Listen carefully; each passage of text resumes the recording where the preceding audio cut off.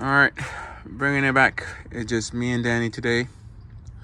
We're gonna just do some work before the storm. Work before the storm. There's a storm coming to California. It's a fucking hurricane coming, but it might be just a tropical storm by the time it gets here. But it's me and Danny. So, all right, update with the Holly situation. I got off the phone with Holly last Monday. So, they saying the coil is bad. The coil. So, and remember that data cable that's giving me problems? Because it's an Amazon data cable. This one. See, if I pull it hard enough, it pops. See that? So, but the shit is going all the way in there, so this got to come off for me to get that fucking cable off. That's what happens when you try to save up a few bucks, because that data cable is like 30 or 20 or 15 bucks compared to the Holly data cable. This one, that is actually a Holly. That is I want to say 60, 70 bucks. And I got the fucking Holly split. The split Y. So I went with all Holly. I just got to swap it out. Now it's costing me time because I got to remove battery, coolant, coil, and the tub for me to remove that one fucking cable. But meanwhile, when I'm in there, I'm going to check any cables that belongs to the coil and make sure they don't have any like rips or cuts or anything. I'm going to check all the cabling, make sure everything is legit. But Holly saying it's the coil that is might be bad and stuff. Cause the fucking this is what it's actually doing. We went all over that. We went. Remember we put the regulator. We put the car spacer new ground. So everything over there is legit. And it's not doing all the problems it had in the beginning. But now it's doing this. See? If ignition is off, no RPM, the LED will be solid orange. That's correct. Then if the engine is on, there is RPM, the LED will be solid green. But after it's running for some time, then it goes solid red. That means if there's an ignition problem, coil or converter shortage, the LED will be solid red. So Holly sent a brand new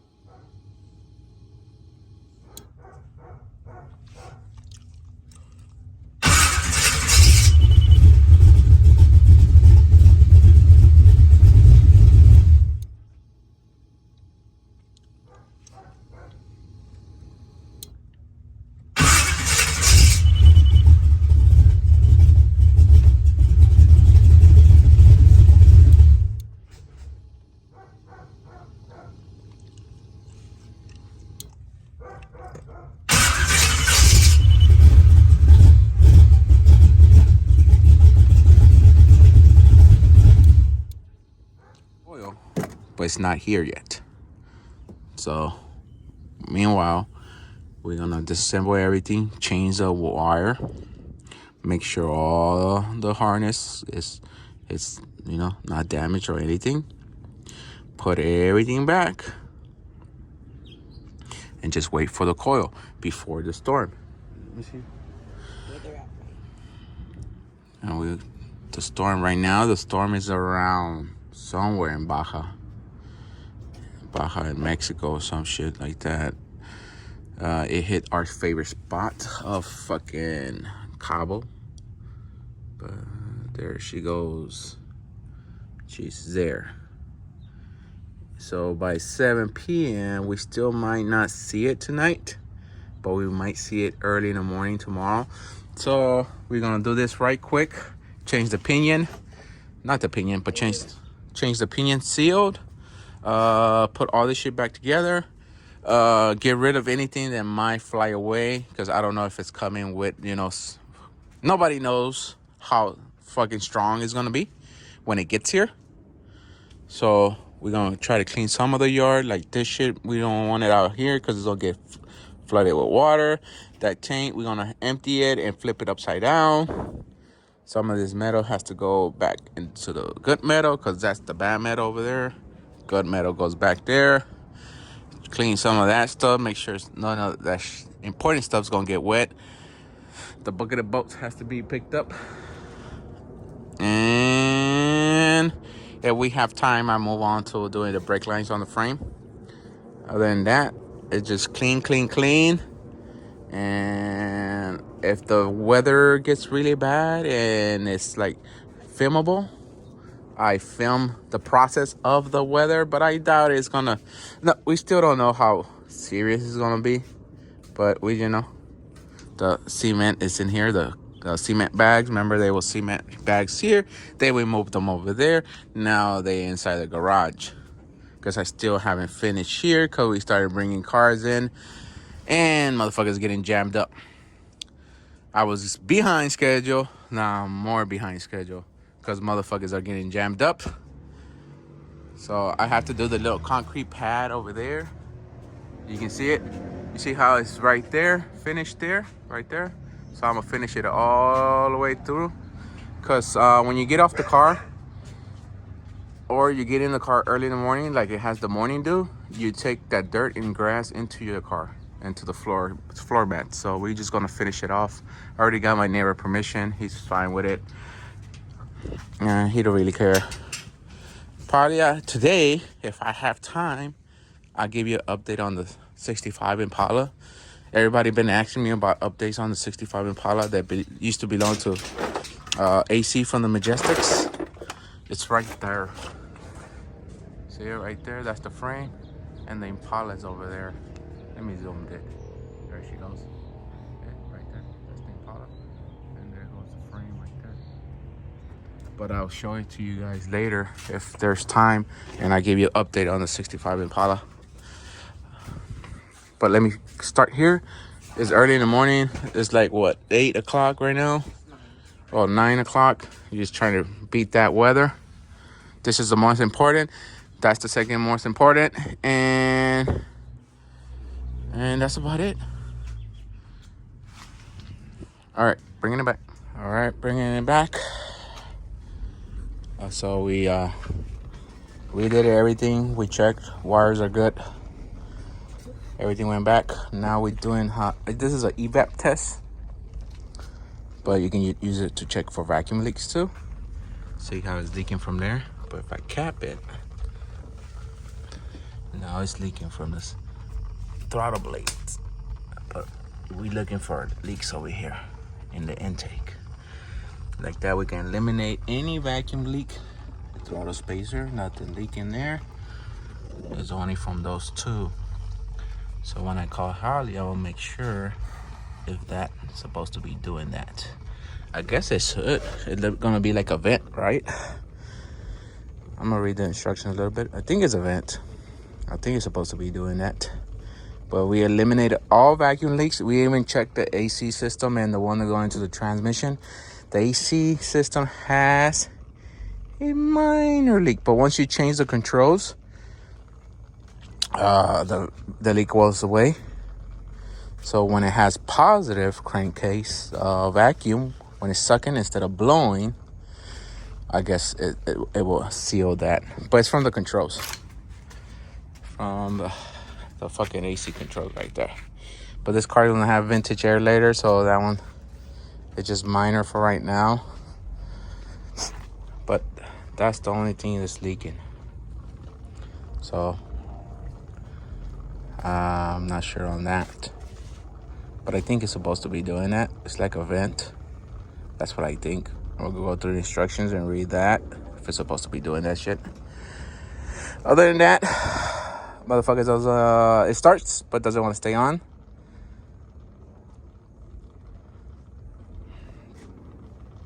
We check for it all over the block. There's no leakage. There's no vacuum leak. We checked even the valve covers are super sealed. See that? No leakage nowhere. Not even the car spacer, nothing. So it does not have a vacuum leak. The thing is, when we start it up right now, it sucks the fucking shit out of those throttle blades, and it's hard to give it throttle. So I thought it had like a major vacuum leak because it's forcing air and, suction. But I think what it's doing is it's going lean or some shit. It's just sucking the shit out of those throttle blades. So we just gonna wait for the coil. The thing is, Holley's going through like a check off procedure until they fucking send that shit back. I guess they wanna, clear everything before. Here's a brand new one. Kind of type of deal shit. But we just gotta go through all the shit. But we was trying to eliminate the coil problem. The thing is, it stays on if you rev it. It stays on if you rev it for a while and then it shuts down. It still shuts down. So I doubt it is a fucking coil problem.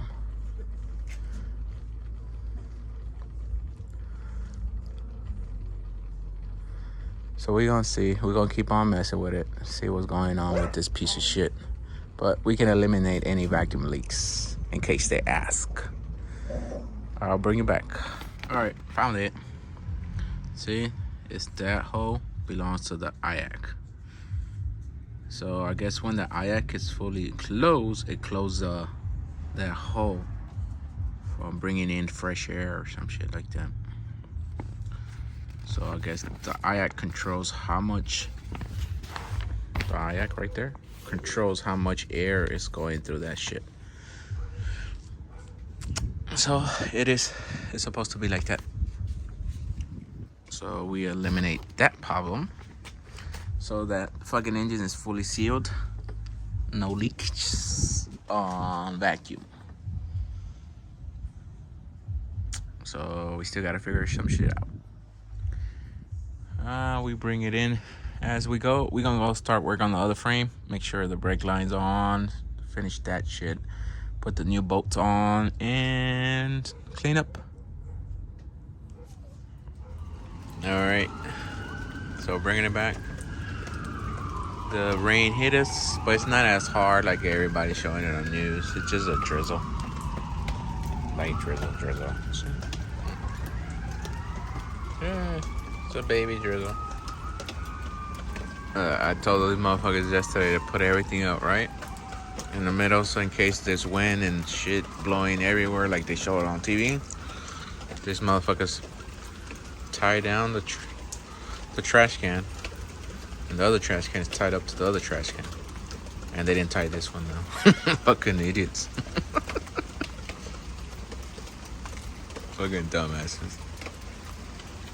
But nah, I keep it.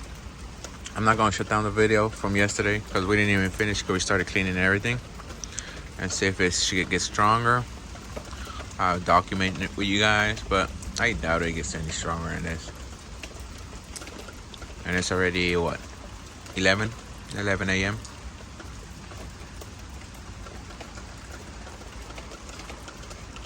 And if you're afraid of your motors getting wet, nothing happens to the shits. You just don't want the water inside. Outside, nothing happens. You can get everything wet. Inside, you don't want nothing. I don't know, for some reason, these motherfuckers always disconnect the coils. For some reason. That's why they got the weather packs. Let me go out in the rain and connect those shits before we get a lot of water in them motherfuckers.